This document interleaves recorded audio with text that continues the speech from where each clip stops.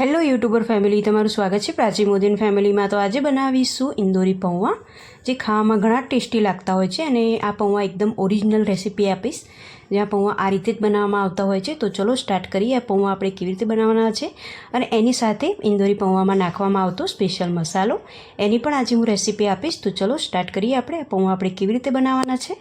તો આ પૌવા બનાવવા માટે મેં અહીંયા 250 ગ્રામ જેટલા પૌવા લઈ લીધા છે। આપણે જે બટાકા પૌવા માટેના પૌવા બનાવતા હોઈએ છીએ, બસ એ જ પૌવાનો અહીંયા ઉપયોગ કરવાનો છે। તો આ પૌવાને આપણે અંદર પાણી નાખી દઈશું। પહેલાં તો પૌવાને વ્યવસ્થિત ચાળી અને ચોખ્ખા કરી દઈશું। હવે આપણે પૌવાની અંદર 2 ગ્લાસ જેટલું પાણી નાખીશું અને વ્યવસ્થિત આને ધોઈ કાઢીશું પહેલાં તો, એટલે એની ઉપર જે વધારાની ડસ્ટ રહેલી હોય એ બધી જ નીકળી જાય અને પૌવા વ્યવસ્થિત સરસ એવા ધોવાઈ જાય। તો આની ઉપરનું આપણે જે પાણી છે એ બધું કાઢી નાખવાનું છે।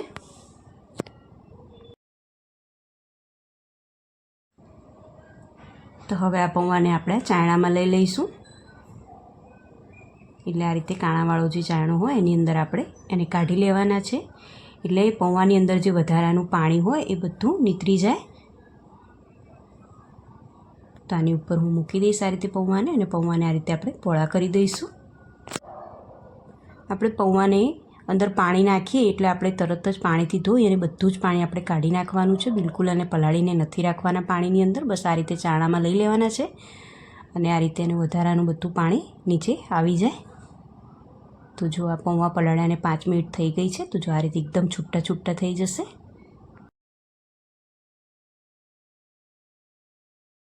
તો હવે આ પૌવાની અંદર આપણે જરૂર મુજબ મીઠું નાખીશું, એટલે કે ટેસ્ટ પ્રમાણે મીઠું નાખીશું। આપણે આ રીતે જ બધો મસાલો કરવાનો છે પહેલાં।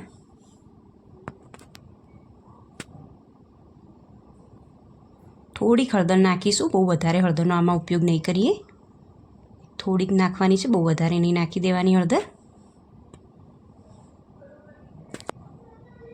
હવે મેં અહીંયા દળેલી ખાંડ નાખી છે।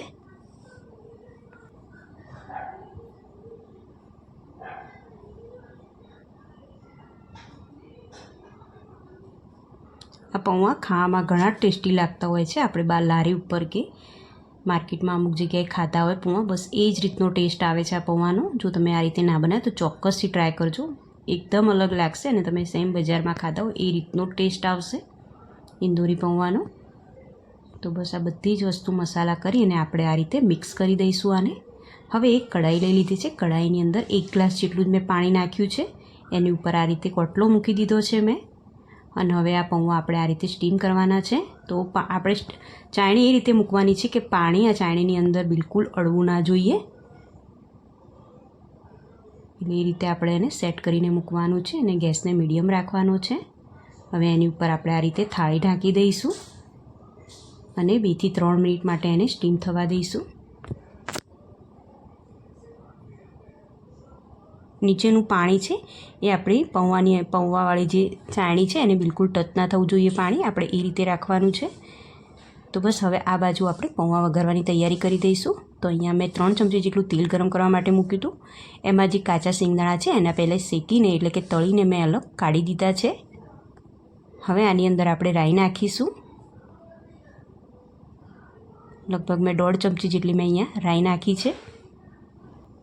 હવે અહીંયા હું જીરું નાખીશ અને એક મીડિયમ સાઇઝની ડુંગળી છે એને ઝીણી સમારી દેવાની છે, અને મીઠા લીમડાના પાન, મેં થોડીક હિંગ નાખી અહીંયા।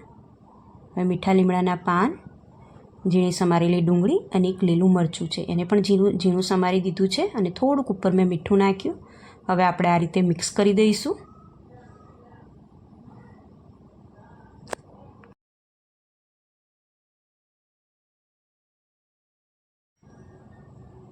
હવે આપણે વ્યવસ્થિત આ રીતે હલાવી દઈશું ડુંગળીને। હવે આ 2 થી 3 મિનિટ થઈ ગઈ છે। તો પૌવા સરસ એવા સ્ટીમ થઈ ગયા છે અને ડુંગળી પણ આપણે વ્યવસ્થિત ચડવા દેવાની છે। તો ગેસ જો બી બંધ કરી દીધો છે પૌવાનો, અને આપણે એમાં ને એમાં જ રાખવાની છે પૌવા, એટલે કે પૌવાની ચાયણી આપણે બહાર નહીં કાઢીએ, અંદર ગરમ જે સ્ટીમ આવતી હોય બસ આપણે એમાં થોડીક વાર રાખવાના છે, જ્યાં સુધી આ ડુંગળી ચડે ત્યાં સુધી। તો ડુંગળી સરસ એવી ચડી ગઈ છે।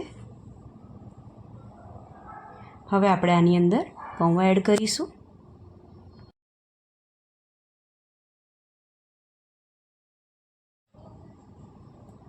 આપણે પૌવામાં હળદરનો માપનો જ ઉપયોગ કરવાનો. જો બહુ વધારે તમે હળદર નાખી દેશો તો સહેજ લાલાશ પડતા પૌવાનો કલર આવશે. એકદમ બહાર માર્કેટમાં જે યલો એકદમ કલર આવતો હોય છે પીળાશ પડતો, એવો કલર નહીં આવે જો વધારે હળદર પડી ગઈ હોય તો. એટલે હળદર નાખવામાં તો ખાસ ધ્યાન જ રાખવાનું. હવે આપણે આ રીતે પૌવા નાખીને વ્યવસ્થિત આપણે હલાવી દઈશું. તો વ્યવસ્થિત મેં બધું જ હલાવી દીધું છે. હવે અડધા લીંબુનો રસ અહીંયા હું નાખીશ. લીંબુની અંદરના બિયા મેં કાઢી અને પછી એની અંદર મેં રસ એડ કર્યો છે.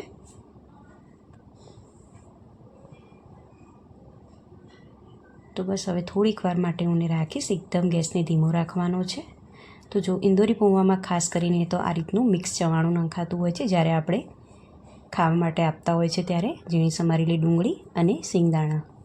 તો હવે આ પ્લેટમાં હું કાઢીને આપીશ. આપણે જેટલા પૌવા ખાવા હોય એ રીતે આપણે આ પ્લેટમાં કાઢીશું.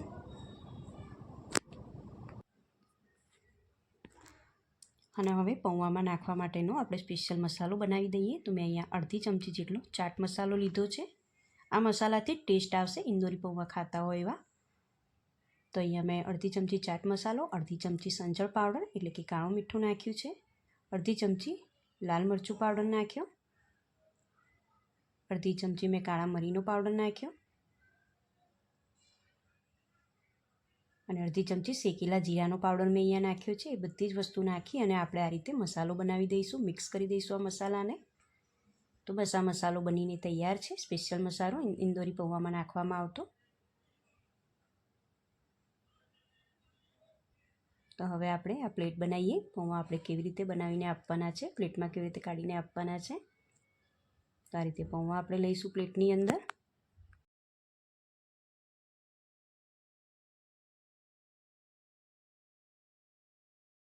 પૌવા પ્લેટની અંદર કાઢી દીધા છે. હવે આપણે આ જે મસાલો બનાવ્યો છે એ આપણે આ રીતે ઉપર છાંટીશું. આ મસાલાથી સરસ એવો ટેસ્ટ આવતો હોય છે પૌવાનો. એ આ તો ખાસ બનાવો મસાલો. હવે આપણે જે તળીને મૂકેલા છે સિંગદાણા એની ઉપર આપણે આ રીતે મૂકીશું. આપણે જે રીતે પૌવા ખાવા હોય, જે રીતે આપણે જેટલા ખાવા હોય એ રીતે આ પ્લેટ બનાવવાની અને ખાવાની. તો એની ઉપર આપણે આ રીતે સિંગદાણા મૂકી દઈશું. અને આ જે મિક્સ ચવાણું છે એની ઉપર આપણે આ રીતે નાખીશું. એટલે કે